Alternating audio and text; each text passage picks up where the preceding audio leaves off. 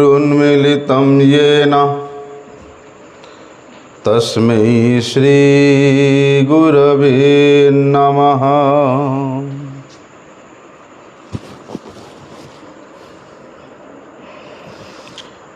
वाञ्छाकल्पतरुर्भ्यश्च कृपा सिन्धुभ्य एव च पतितानां पावनेभ्यो वैष्णवेभ्यो नमो नमः।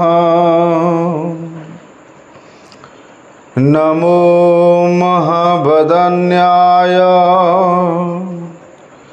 कृष्ण प्रेम प्रदायते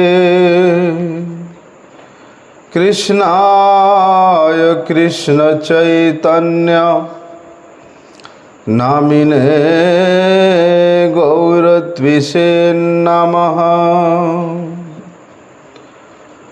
नमस्ते तुहलग्राम नमस्ते मुसलायुध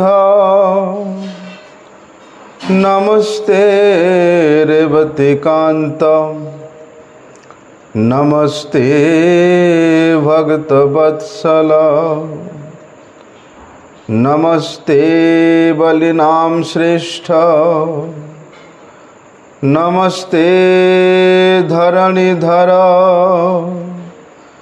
प्रलंबारे नमस्ते तो त्राहि मां कृष्ण पूर्वज भुजे सव्य वेणुं शिरसि शिखिपिच्छं कटितटे दुकुलं नेत्रान्ते सहचरी कटाक्षं च विदधते सदा श्रीमद्वृन्दावन वसति लीला परिचयो जगन्नाथ स्वामी नयन पथगामी भवतु मे। हे कृष्ण करुणा सिंधु दीनबंधु जगतपते गोपेश गोपिका कांत राधाकांत नमोस्तुते। तप्त कांचन गौरांगी राधे वृंदावनेश्वरी वृषभानुसुते देवी प्रणमामि हरिप्रिये। वंदे नंदव्रजस्त्रीणां पादरेणुमवीक्षणसः यासां हरिर्कथोद्गीतं पुनाति भुवनत्रयं नारायणं नमस्कृत्यं नरं चैव नरोत्तमं देवीं सरस्वती व्यासं ततो जयमुदीरये।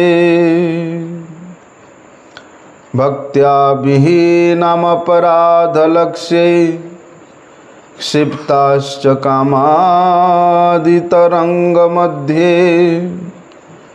कृपामयि त्वां शरणं प्रपन्नं वृन्दे नमस्ते चरणारविन्दम्।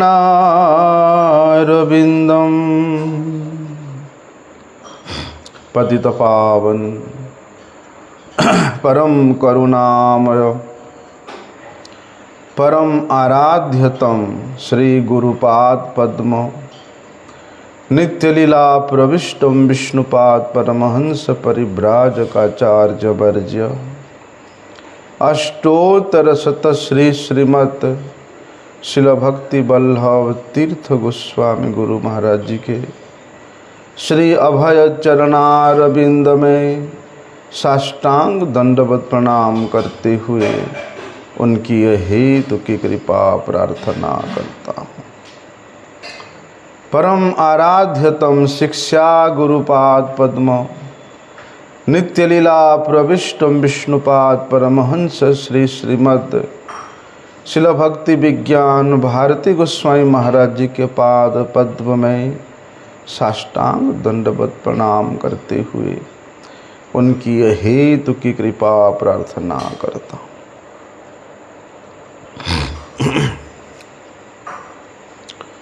श्रीमद् भागवत महापुराण हम लोग श्रवण कर रहे हैं।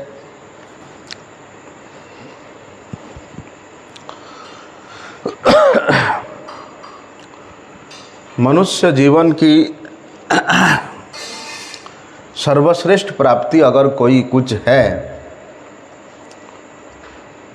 तो है भगवान के भक्तों का संगति प्राप्त करना।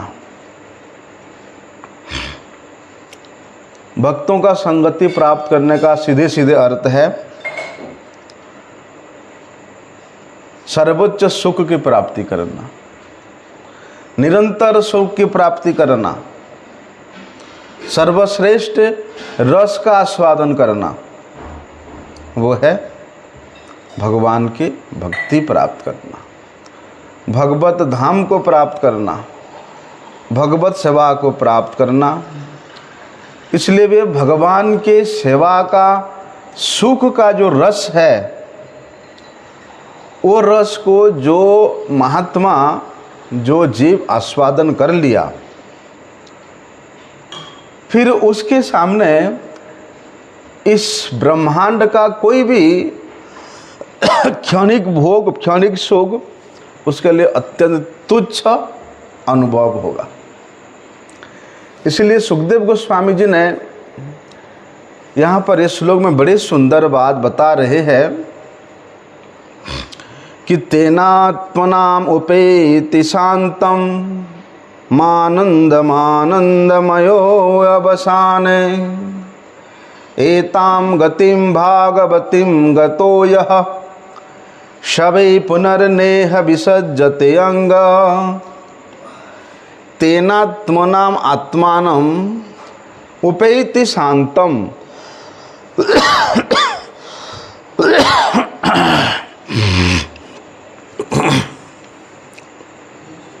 बोलते हैं जो महात्मा है,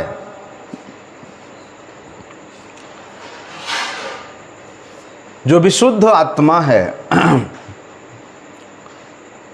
जो संत है,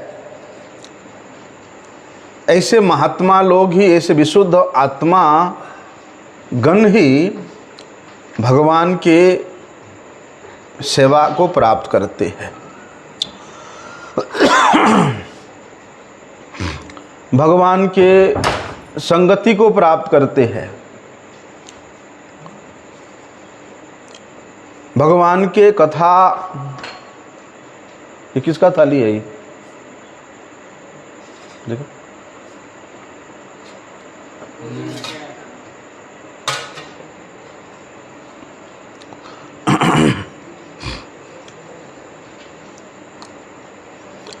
क्योंकि भगवान के प्राप्ति में ही तुष्टि भी है और शांति भी है।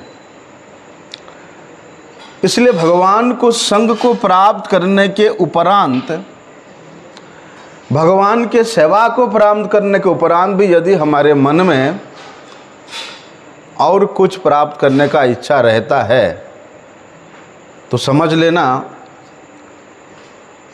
हम लोग जो प्रयास कर रहे हैं वो अभी प्रारंभ नहीं हुआ है।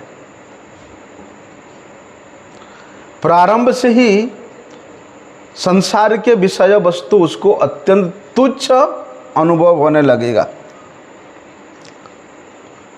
जहाँ अतुष्टि है जहां अशांति है,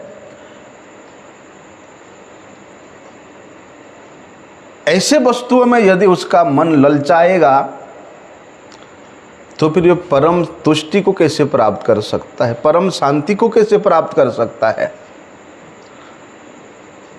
जो कि भगवान के पाद पद्मों में निरंतर मधु के रूप में झरता रहता है। इसलिए प्रत्येक जीव भगवान का अंश है, और उन जीवों में भी श्रेष्ठ ये जो मनुष्य है, उसमें विशेष रूप से विवेक होने के कारण वो अपनी उस पूर्णता को प्राप्त करने के लिए प्रयास करता है, प्रयास करना चाहिए। उस पूर्णता को, उस भगवत सेवा को पुनः प्राप्त करने के लिए यदि आपका चेष्टा नहीं है, प्रयास नहीं है, तो समझ लेना आपका मनुष्य जन्म बेकार है।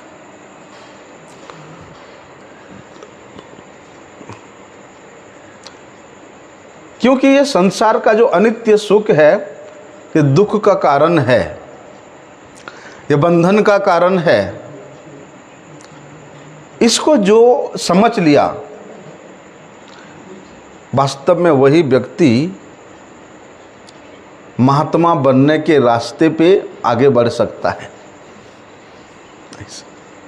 क्या होता है, गतिम भागवतीम, भगवती गतिम प्राप्त करने का जो पूर्णता है, केवल भगवत भक्ति में ही है।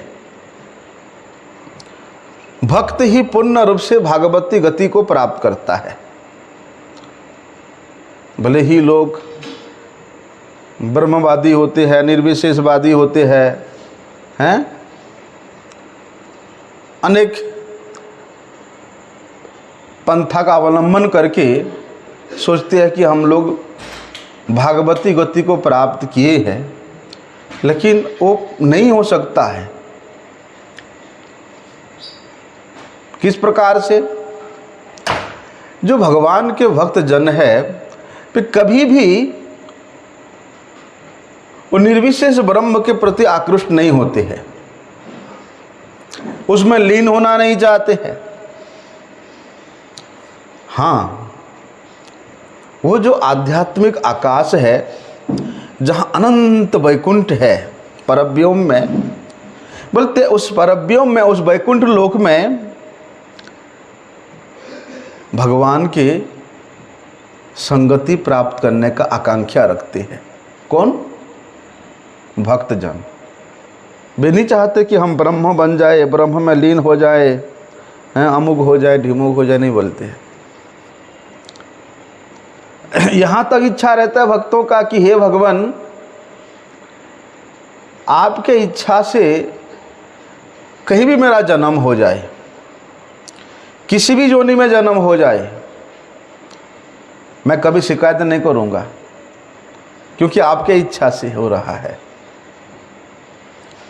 लेकिन प्रभु प्रार्थना है, जहाँ भी जाऊँ वहीं पर आपके भक्तों की संगति मुझे मिलता रहे, क्योंकि आपके भक्तों की संगति प्राप्त करने का सीधे सीधे तात्पर्य है कि भगवान को ही प्राप्त करना, भगवत सेवा को प्राप्त करना। इसलिए भक्त का वही इच्छा है, क्योंकि भक्त की दृष्टि में भी सर्वत्र वैकुंठ ही दिखता है, सर्वत्र भक्त ही दिखते हैं, सर्वत्र भगवान का ही दर्शन होता है।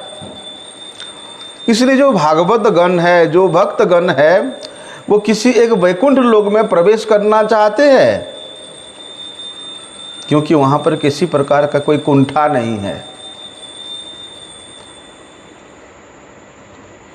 जन्म मृत्यु जरा व्याधि नहीं है, त्रिताप नहीं है। वैसे भक्त को ये सब वस्तु से कोई लेना देना नहीं होता। चाहे जन्म हो, मृत्यु हो, जरा हो, व्याधि हो, त्रिताप हो, भक्त को इससे कोई लेना देना नहीं होता। क्योंकि किसी भी परिस्थिति में भक्त रहे और भगवान के सेवा में नियोजित रहने के कारण वो उसी में ही इतना आनंद की अनुभूति होती है, उतना आनंद रस की आस्वादन होती है कि ये जन्म, मृत्यु, जरा, व्याधि, त्रिताप उसको पता नहीं चलता है। हम लोग देखते हैं कि जो बड़े बड़े वैष्णव जन है ये संसार में आते हैं, भगवान की इच्छा से ही आते हैं, लेकिन हम लोगों की दृष्टि वहाँ तक नहीं रहता है। बोलते यार इतना बड़ा महात्मा है, इतना दिन से बीमार पड़ा हुआ है, हैं, ये ऑपरेशन हो गया, वो ऑपरेशन हो गया। हम लोगों की दृष्टि से ऐसे होता है, लेकिन उस महात्मा के लिए उसका कुछ भी अनुभूति नहीं है।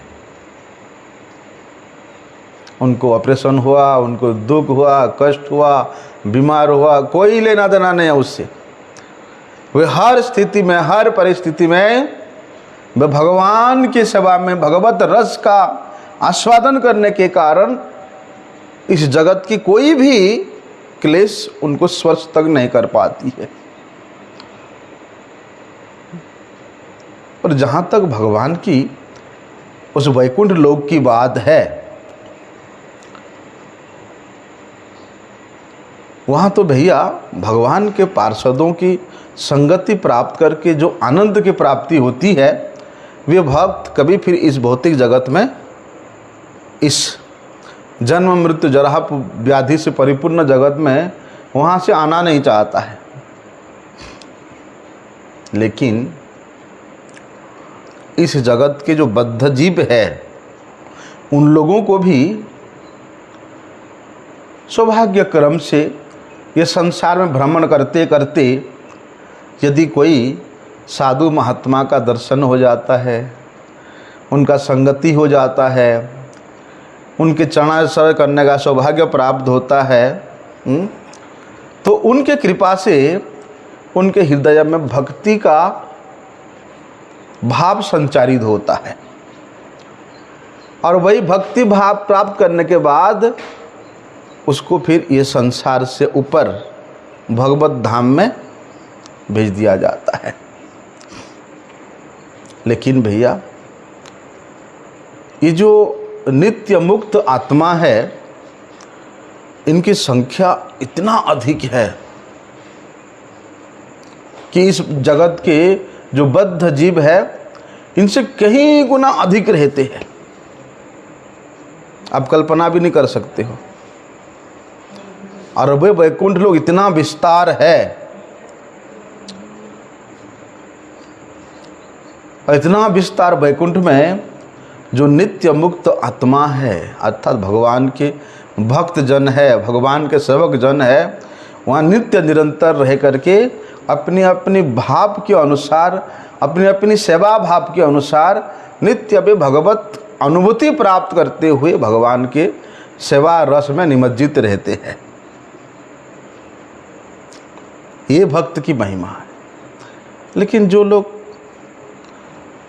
ब्रह्मवादी है, निर्विशेषवादी है, जो उस ब्रह्म ज्योति में लीन होना चाहते हैं, उनके मन में ना उस वैकुंठ लोक की कोई धारणा रहती है, ना भगवान के जो नित्य साकार स्वरूप है उसका कोई धारणा रहती है, ना भक्त और भगवान के मध्य जो प्रेम का आदान प्रदान है, ना उसकी कोई धारणा रहती है। जिस प्रकार से एक मछली, वो मछली नदियों से, नालों से प्रवाहित होते होते वे महासागर में जाती है, ठीक है ना। महासागर तो महासागर ही है, अंत नहीं है। तो वहाँ बहुत वर्ष तक, बहुत काल तक उस मछली उस महासागर में रहने के बाद उसके मन में इंद्रिय तृप्ति की इच्छा होती है। फिर सोचती अरे यार वो नालों में अच्छा था और नदियों में अच्छा था, वहाँ अपने मन के मुताबिक तो हम कर सकते थे, कहीं तक पार तो पा सकते थे, लेकिन यहाँ महासमुद्र, यहाँ तो कोई मिल ही नहीं रहा है। इसलिए वो मछली पुनः उस धार में आता है, उस नाली के धार में, उस नदियों के धार में आकर के उस सीमित जगत में, उस सीमित पानी में जाकर के सुख भोगने का प्रयास करता है। ऐसे ही ब्रह्मवादी का भी अवस्था होती है। उस ब्रह्म स्वरूप अनंत सागर में वो लीन तो होना चाहता है, लीन तो होने के लिए गया है, लेकिन वहाँ उसको विशेष प्रेम की प्राप्ति नहीं होती है, विशेष आनंद की प्राप्ति नहीं होती है, विशेष उत्कृष्ट रस की प्राप्ति नहीं होती है। तो वो सोचता है उससे तो अच्छा था कि मैं वहाँ पर जो प्राप्त करता था। पुनः वे संसार में आकर के संसार के भोग विलास में प्रमत्त होने के लिए इच्छा करता है। लेकिन जो भगवान का भक्त है वो अपने समस्त इंद्रियों के द्वारा, इंद्रिय अधिपति भगवान के सेवा करने के कारण, इंद्रियों को भगवान के भक्ति में लगा देने के कारण वे सीधे वैकुंठ में भगवत धाम में प्रवेश करता है। और वहाँ प्रवेश करने संगति किसका मिलता है? मुक्तात्माओं का संगति मिलता है, शुद्ध भक्तों का संगति मिलता है, हैं? भगवान के निज जनों का संगति मिलता है। तो वो संगति में जो रस की वर्षा होती है, फिर वो जो बाउंड्री है, चार दीवारी है किसकी? उससे दिव्य लोक की, उस वैकुंठ लोक की, उससे वो बाहर आना नहीं चाहता है, कभी इच्छा ही नहीं होता है। इसलिए श्रीमद् भगवद गीता में भी इस बात को बताया है कि भैया जो बड़े बड़े महात्मा लोग होते हैं, वो लोग मेरे भक्ति को प्राप्त करके या मेरे भक्तों की संगति को प्राप्त करके क्या करते हैं? इस दुखमय जो अनित्य संसार है उसमें वे कभी वापिस आना नहीं चाहते। न आपनुबंती, भगवान स्वयं इस बात को बताते हैं, न आपनुबंती महात्मानः संसिद्धिं परमां गताः। ऐसे महात्मा लोग फिर कभी ये दुखमय संसार में आने का इच्छा नहीं करते हैं। किसके उपरांत? माम उपेत्य, मतलब वो भगवत प्राप्ति होने के उपरांत। भगवत प्राप्ति का मतलब क्या है? भगवान का दर्शन हो जाए, हैं? वे भगवत तत्व को अनुभव कर ले, हैं? भगवत परायण हो जाए, उसका सोना उठना बैठना चलना फिरना प्रत्येक क्षण भगवत चिंतन में ही वे मस्त रहे, ये भगवत प्राप्ति है। तो बोलते इस प्रकार जनों का पुनर्जन्म नहीं होता है। पुनर्जन्म मतलब फिर शरीर धारण करना, ये संसार में आकर के नहीं होता है, इच्छा करने पर भी नहीं होता है। भले ही वे शरीर मनुष्य का हो या पशु का हो, पक्षी का हो, किसी भी योनि का क्यों ना हो, हैं? क्योंकि भैया ये संसार में आकर के आप किसी भी शरीर धारण करो, दुख ही दुख है, कष्ट ही कष्ट है। जो एक बार इस तत्व को जान लेता है वो कभी भी इच्छा नहीं करेगा कि हम दोबारा जन्म लें, दोबारा किसी माता के घर में प्रविष्ट हों। इसलिए इसको तो दुखालयम अशाश्वतम कहा गया है। ये दुख का घर है। अब जानबूझ करके कौन दुख के घर में जाना चाहेगा? क्योंकि मरने के बाद वो प्राणी अपने कर्मों के अनुसार, चाहे वो जिस प्रकार का कर्म किया उसी प्रकार के योनि उसको अवश्य प्राप्त होता है।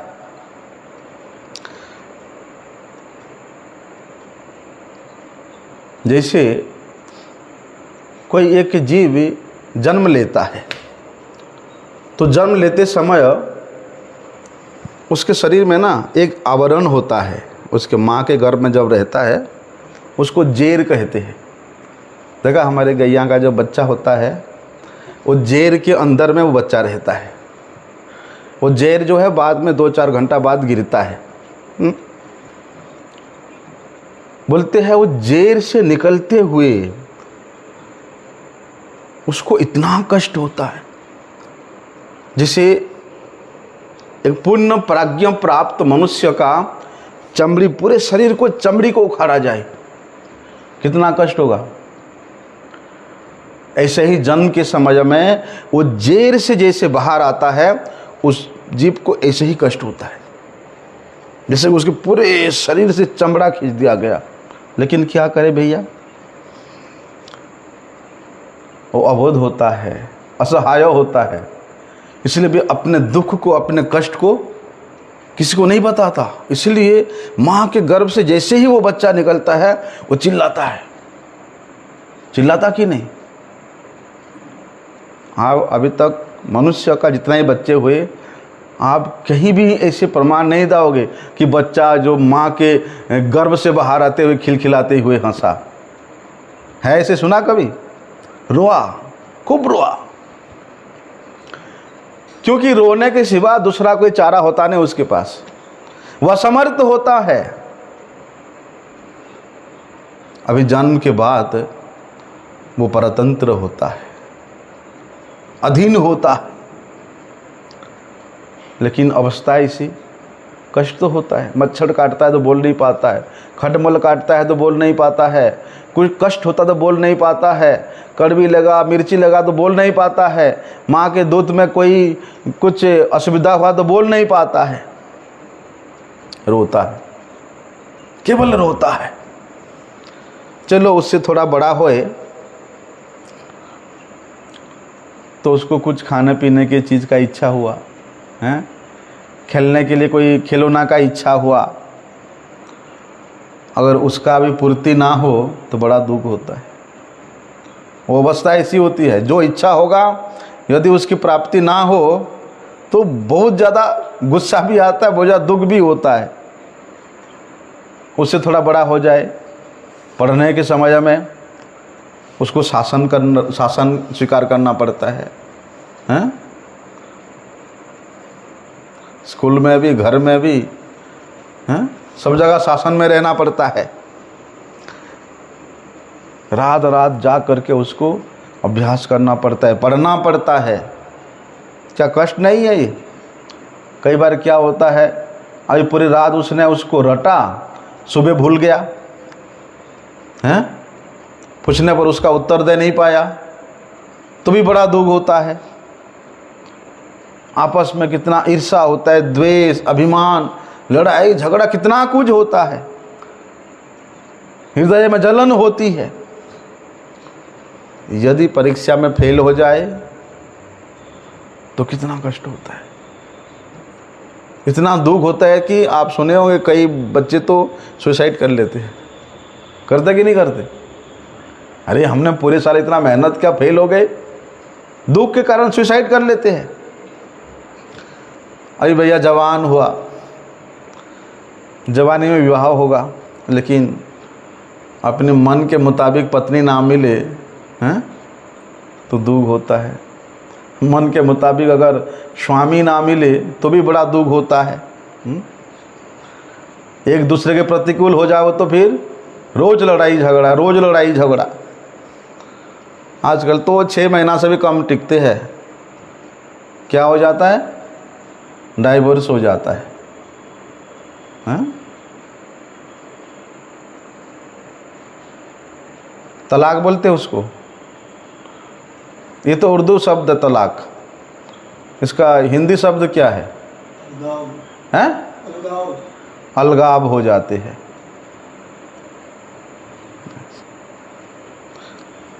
चलो नहीं हुआ तो बाल बच्चे हो जाएंगे फिर। अब भैया बच्चे हो जाएंगे तो उनका पालन पोषण करने का भी कष्ट होता है। लड़कियां जैसे थोड़ी सी बड़ी हो जाती है, आजकल तो भैया जैसे जैसे लड़कियां बड़ी होती जाती है, माता पिता का टेंशन उतना ही बढ़ता जाता है। अगर समय में लड़कियों का शादी ना होए तो माँ बाप का नींद भी खराब हो जाता है, कुछ खाने पीने को इच्छा भी नहीं होता, हमेशा बेचैनी होता है। चलो उससे भी पार कर गया बुढ़ापा। बुढ़ापा आने से भैया शरीर असमर्थ हो जाता है, कुछ कर नहीं पाता। अनेक प्रकार के रोग व्याधि उसको आक्रमण करने लगता है, हैं? ठीक से उठना बैठना चलना फिरना सोना लेटरिन बाथरूम जाना बड़े कठिन हो जाता है बुढ़ापे में, हैं? ऊपर से घर वाले भी ताने सुनाते रहते हैं, हे बुढ़ा कब जाएगा कब मरेगा। अपशब्द भी सुनना पड़ता है बुढ़ापे में। अब भैया रात को खांसी आती है, नींद नहीं आता है, हैं? मरने के समय भयंकर कष्ट होता है। इतना कष्ट होता है मरने के समय, जब हमारे शरीर से प्राण निकलती है, बोलते हैं 1 लाख बिच्छू एक साथ एक समय में हमारे शरीर को डसे। जितना कष्ट होता है ये शरीर से जो प्राण निकलता है उतना कष्ट होता है। जन्म लेने के समय इतना कष्ट और मरने के समय इतना कष्ट। और ये दुख कहाँ तक है महाराज, अंत नहीं है। इसलिए कौन चाहेगा भाई दोबारा जन्म ले, हैं? चाहोगे? जैसा मनुष्य का कष्ट होता है ऐसा जो दूसरे जोनि के जीव है पशु पक्षी उनका भी कष्ट होता है। चलो मनुष्य का घर है छत है, लेकिन पशु पक्षी का विचार करो, बेचारे जंगल में रहते हैं, ठंडा में गर्मी में वर्षा में, हैं, तूफान में, कैसे रहना पड़ता होगा। आजकल तो मनुष्य इतना निकृष्ट हो गया है, बोलते इन पशु पक्षियों के घर को भी उजाड़े जा रहा है। अभी देखो कहाँ तेलंगाना ना कहाँ पर 400 एकड़ जगह जंगल, जहाँ पर पक्षियों का पशुओं का हाथियों का हिरणों का घर था, उजाड़ दिया। हमारे लाखों के संख्या में पक्षी पड़े हुए मरे हुए, मोर, जंगल में रहने वाले जो हिरने हैं वो बेचारे गांव-गांव में डोल रहे हैं, शहर में डोल रहे, कहाँ जाएंगे? लेकिन बता नहीं पाएंगे वो लोग कि हम कोई केस नहीं कर पाएंगे कि हमारे घर को क्यों उजाड़ा जा रहा है, हमारे घर को क्यों कब्जाया जा रहा है, नहीं बोल पाते। उन्हें वहाँ भी कष्ट है। कई बार क्या होता है, कुछ जानवर ऐसे होते हैं दूसरे जानवर के छोटे छोटे बच्चों को खा जाते हैं। है तो माँ बाप तो वो भी है, प्यार तो उनमें भी है, हैं? बड़ा कष्ट है मेरा। छोटे छोटे बच्चा अभी जन्म हुआ, अभी दूसरे जानवर आके खा गया। पक्षियों में ऐसा है, उसके माँ उसके लिए कहीं चारा लेने गया है, अभी वो बच्चा का आँख भी नहीं खुला, उधर से कौवा आकर के चिल्ला के उसके बच्चे को खा के उठा के ले गया, उसके बच्चे को उठा के ले गया, अपने बच्चों को खिला दिया। कितना कष्ट है, बड़ा दुख होता है। वहाँ भी है तो माँ ना, वो भी बोलते इस प्रकार जितने भी जोनी है सभी जोनी में महान दुख है, तरह तरह के दुख है। उसके बाद मरने के बाद नरकों में भी जाना पड़ता है, 84 लाख जोनियों में दुख भोगना पड़ता है। इसलिए तो ये जो पुनर्जन्म है इसको दुख का घर बताया, दुखालय बताया गया, अशाश्वत बताया गया है। अब भाई कौन चाहेगा दोबारा जन्म लेने को, हैं? दोबारा माँ के गर्भ में प्रवेश करने किसका इच्छा होगा? अशाश्वत इसीलिए है कि ये हमेशा रहने वाला नहीं है। जन्म लिया, थोड़ा बढ़ा, फिर जवानी आया, फिर कुल समय रहा, फिर बुढ़ापा आया, फिर समाप्त हो गया। निरंतर नहीं रहता है और हमेशा एक जैसा रहता नहीं है, हरदम ये परिवर्तन होता रहता है। जैसे जैसे आपके सांसों की संख्या आगे आगे बढ़ता जाता है, ऐसे आपकी अवस्था भी परिवर्तन होता रहता है। ये संसार में किसी भी जोनी में चले जाओ महाराज, स्थायी नहीं रह सकते हो, हमेशा के लिए नहीं रह सकते हो। भले ही थोड़ा सुख मिल जाता है, लेकिन क्या हमेशा के लिए रहता है वो? हैं? थोड़े समय बाद वो भी चला जाता है, शरीर का अंत हो जाता है। इसलिए क्या है, मृत्यु संसार वर्तमनि। ये पुनर्जन्म होने का मतलब आपका मृत्यु का रास्ता खुल गया, फिर मृत्यु के लिए तैयारी शुरू हो गया। ये जीने का तैयारी नहीं है। संसार के इस अनित्य भोग विलास के प्रति आप तैयारी कर रहे हैं, मतलब सोच रहे कि मैं अपने जीवन के अगले पीढ़ियों के लिए तैयारी कर रहा हूं। नहीं, तुम मरने की तैयारी कर रहे हो और घोर तक नारकी होकर के मरने का तैयारी कर रहे हो। लेकिन भगवत प्राप्ति हो जाता है तो फिर पुनर्जन्म नहीं होता। भगवान स्वयं कहते हैं कि मेरी प्राप्ति होने के बाद फिर जीव को इस संसार में आना नहीं पड़ता है, क्योंकि दुख का आलय है, ये अशाश्वत है। जैसे भगवान यहाँ अवतार लेते हैं, किस लिए अवतार लेते हैं? भक्तों की रक्षा करने के लिए, दुष्टों का विनाश करने के लिए और धर्म की स्थापना करने के लिए। बोलते ऐसे ही जो साधु जन है, जो महात्मा जन है, वे भी यहाँ अवतार लेते, यहाँ जन्म लेते हैं, प्रकट होते हैं। किस लिए? महात्माओं की, संतों की रक्षा करने के लिए और दुष्टों की सेवा करने के लिए। दुष्टों की सेवा कैसे? बोलते उनको किसी ना किसी प्रकार से भगवत कथा सुना करके, भगवत सेवा में अधिकार दे करके, भगवान के प्रति अनुप्राणित करके उनका कल्याण करते हैं, उनका सेवा हुआ ये। और धर्म की अच्छी तरह से पालन करने के लिए वे भगवान के भक्त इस जगत में अवतरित होते हैं। किस प्रकार? संत के रूप में, महात्मा के रूप में यहाँ जन्म लेते हैं।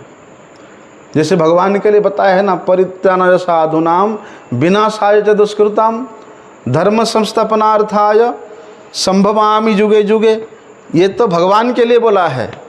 ऐसे ही संतों के लिए भी कहा गया है कि परित्राणाय साधूनां सेवां कर्तुं च दुष्कृतां, और धर्म संपालनार्थाय, धर्म का स्वयं पालन करते हैं। संभवन्ति कलौ युगे, इस कली युग में, जुगे जुगे नहीं है, ये कली युग में है। संभवंतो कली युग, धर्म का पालन, धर्म का स्वयं आचरण करके जगत के जीवों का कल्याण करने के लिए, उनको आचरण सिखाने के लिए भी इस कली युग में पार्षद के रूप में, भक्त के रूप में, संत के रूप में वे यहाँ जन्म लेते हैं। जैसे भगवान अवतरित होते हैं तो अपने ग्वाल बाल मंडली को साथ लेकर के आते हैं, है ना। ऐसे ही भगवान अपने भक्तों को साथ लेकर के यहाँ प्रकट होते हैं ऐसा। लेकिन उन भक्तों का यहाँ जन्म होना, उन संतों का यहाँ जन्म होना हमारे जैसा नहीं है। जैसे हम लोग सब कुछ त्रिताप से दग्धीभूत होते हैं, जन्म मृत्यु जरा व्याधि का सामना करना पड़ता है, लेकिन उन महात्माओं का जन्म कर्म के लिए नहीं है, कर्मजन्य नहीं है, हम अपने कर्म के अनुसार जन्म लिए हैं। लेकिन उन संतों का यहाँ जन्म कर्म से नहीं, भगवान की इच्छा से है। भगवत इच्छा से होने के कारण यहाँ का किसी प्रकार का कोई बंधन उनको अपने आयत में नहीं करता है। ऐसे महात्मा अपनी इच्छा से नहीं आते, भगवान के इच्छा से आते हैं। लेकिन वो महात्मा कैसे है? जो शुरू से ही, प्रारंभ से ही वे भक्ति के मार्ग पर चलते हैं। ऐसे साधकों को भी महात्मा कहा गया है। सब महात्मा सुदुर्लभ बताया है भगवद गीता में तो भैया। जो भगवत परायण हो जाते हैं, भगवान से अभिन्न हो जाते हैं, मतलब भगवत सेवा में अपने आप को हमेशा नियोजित करते हैं, उनको भी शास्त्र में महात्मा कहा है। और जो वास्तविक प्रेम को प्राप्त हो जाते हैं उनको भी महात्मा कहा गया है। लेकिन जब तक ये असत शरीर और संसार के साथ हमारा संबंध रहेगा तब तक भैया वो अल्पात्मा है, महात्मा नहीं है। क्या है? अल्पात्मा। आत्मा शब्द उसके लिए इसलिए वहाँ व्यवहार हुआ कि वे शरीर और संसार के आश्रित है। यदि अपने स्वरूप में स्थित होए तो आत्मा है, और उसमें फिर अनुरूप से, उस आत्मा में भी अनुरूप से स्वल्प मात्रा में मैं भाव रहता है, अभिमान रहता है। लेकिन भैया जैसे ही इन तमाम अभिमानों को छोड़ करके केवल भगवत परायण हो जाता है, वास्तव में वही महात्मा है। क्योंकि ऐसे महात्मा जन भगवतनिष्ठ होते हैं और अपनी कोई स्वतंत्र स्थिति नहीं देखते हैं। आज इच्छा हुआ भगवान का सेवा छोड़ करके बैग उठाया और चला गया, काल इच्छा हुआ अपना सामान उठाया, सभा जैसे कहते छोड़ के चला गया। ऐसे नहीं, वे भगवतनिष्ठ होते हैं, भगवत परायण होते हैं। भगवान के प्रसन्नता के निमित्त उनका प्रत्येक स्थिति होता है। इसलिए ऐसे साधक को महात्मा कहा गया है। और ये महात्मा शब्द ना किसी योगी के लिए नहीं प्रयुक्त हुआ, किसी कर्मी के लिए नहीं प्रयुक्त हुआ, किसी ज्ञानी के लिए प्रयुक्त नहीं हुआ। कि महात्मा शब्द किसके लिए हुआ है? भक्त के लिए। आप भगवद गीता खोल के देखो, वहाँ तो भगवान कर्म योग के बारे में बताया, ज्ञान योग के बारे में बताया, संन्यास योग के बारे में बताया, कितना कुछ बताया। लेकिन आप किसी भी योग में जाओ वहाँ महात्मा शब्द नहीं मिलेगा। जो भक्ति योग है तो द्वादश अध्याय, वहाँ जाकर देखो आपको महात्मा शब्द मिलेगा। इसलिए महात्मा जो भक्ति युक्त है वो महात्मा है। इसलिए श्रीमद् भगवद गीता में भी भगवान के भक्ति को ही सबसे श्रेष्ठ बताया है, सर्वोपरि बताया। और ऐसे महात्मा लोगों का पुनर्जन्म नहीं होता। क्या काट दिया? क्योंकि वे सर्वोच्च सिद्धि को प्राप्त हो जाते हैं, वे भगवत प्रेम को प्राप्त हो जाते हैं। तभी भगवान वहाँ बताते हैं कि समसिद्धिम परमाम गताहा। जैसे कोई लोभी व्यक्ति है भैया और उसको धन मिल जाए, लोभी है, जितना धन मिले उसको उतना ही कम लगेगा, और मिल जाए तो अच्छा होता, और मिल जाता तो अच्छा होता, क्योंकि लोभी है, जितना मिल जाए उसको थोड़ा मालूम पड़ता है। और धन की जो भूख है उसमें बढ़ता रहता है। ऐसे ही भगवान के अंशी होने के कारण, भगवान के उस अंशी, भगवान के अंश होने के कारण, उन परम पिता भगवान के संतान होने के कारण अपने पिता का वात्सल्य प्राप्त करने के लिए, अपने पिता का प्रेम प्राप्त करने के लिए उस भक्त में इस भोग बढ़ता रहता है, क्षुधा बढ़ता रहता है। और वो भोग ऐसा है भैया, अभी मिला तो शांत हो गया नहीं, बोलते वो प्रत्येक क्षण वर्धमान है, असीम है, अगाध है, अनंत है। वो प्रेम प्राप्त हो जाती है उसको, उस प्रेम के प्रति उसका मन ललायित रहता है, लोभ युक्त रहता है। बोलते यही प्रेम ही तो वही भगवत प्राप्ति है। और यही प्रेम भक्ति के जो अंतिम सिद्धांत है, अंतिम सिद्धि है, कि भगवान के लिए मन में लोभ हो जाए, भगवत सेवा के लिए उत्कंठा हो जाए। इससे और श्रेष्ठ सिद्धि कुछ नहीं है, इससे श्रेष्ठ उपाय कोई नहीं है। इसलिए सुखदेव गोस्वामी जी इस बात को यहाँ बता रहे हैं कि भैया मानंद मानंद मयो अभ्यासात, कि वे महात्मागण उस आनंद के समुद्र में डूबे रहने के कारण वे फिर कभी इस दुखमय संसार में आना नहीं चाहते हैं। इसलिए जीवन की कोई सबसे श्रेष्ठ सिद्धि है तो वो है भगवान को प्राप्त करना, भगवत संगति को प्राप्त करना। हम लोग समझ नहीं पाते हैं कि भगवान को प्राप्त करने का मतलब साक्षात भगवत प्राप्ति। अरे भगवान के नाम भी भगवान है, भगवान का स्वरूप है, भगवान की कथा भी भगवान का स्वरूप है, भगवान का धाम भी भगवत स्वरूप है, भगवान के भक्त भी भगवत स्वरूप है। उसके प्राप्ति को हम लोग महत्व नहीं देते हैं और बोलते हैं कि सीधे वैकुंठ की प्राप्ति हो जाए। अरे भगवान के नाम में, भगवान के धाम में, भगवान के कथा में, भगवान के भक्त में जिस दिन तुम्हारा भगवत अनुभूति हो जाएगा उसी दिन तुमको साक्षात वैकुंठ की प्राप्ति हो जाएगा। क्योंकि वैकुंठ स्वरूप भगवान का भक्त होते हैं।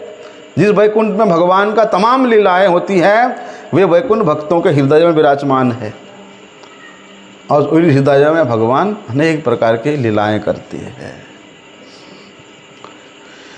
और भक्त ऐसे भगवत प्राप्ति करने के उपरांत भगवान की सेवा में नित्य निरंतर लगे रहने के कारण उसको और कोई अपनी ओर आकर्षण नहीं कर सकता। ना कर्म, ना ज्ञान, ना मोक्ष, कोई भी विधि उस भक्त को कितना भी अपना रूप दिखाए आकर्षित नहीं कर सकता है। क्योंकि वे शुद्ध भक्त 100% वे भक्त होता है।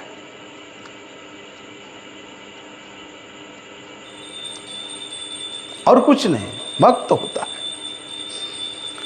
और ऐसे भक्त को बोलते यहाँ सुखदेव गोस्वामी बोलते हैं कि सानंदम आनंदम अभ्यासात, कि उनको शांति की भी प्राप्त होती है और तुष्टि की भी प्राप्त होती है।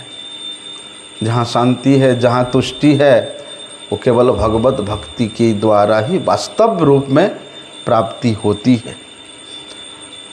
फिर भक्त को फिर क्या जरूरत है किसी ब्रह्म में लीन होने का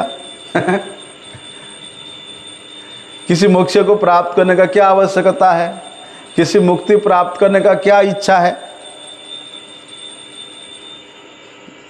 ये तो महाराज केवल एक कल्पना है, कोरी कल्पना मात्र है कि हम ब्रह्म बन जाएंगे, निर्विशेष ब्रह्म के साथ एकाकार हो जाएंगे। ये तो एक मात्र कोरी कल्पना मात्र है। योगी भी अपने योग की क्रिया करते करते एक दिन उब जाता है, अरे कितना दिन करेंगे, थक चुके हैं कर करके, क्योंकि उसमें रस नहीं मिलता है, उसमें आनंद नहीं मिलता है, उब जाता है उसे करते करते, थक जाता है। क्यों? शांति नहीं मिलती, उसमें संतोष नहीं मिलती। शांति और तुष्टि कहीं मिलती है, केवल भगवत भक्ति में ही मिलती है। भक्त को ही मिल पाता है परम संतोष। इसलिए देखना भगवान का भक्त ना बड़े शांत रहते हैं, हाँ?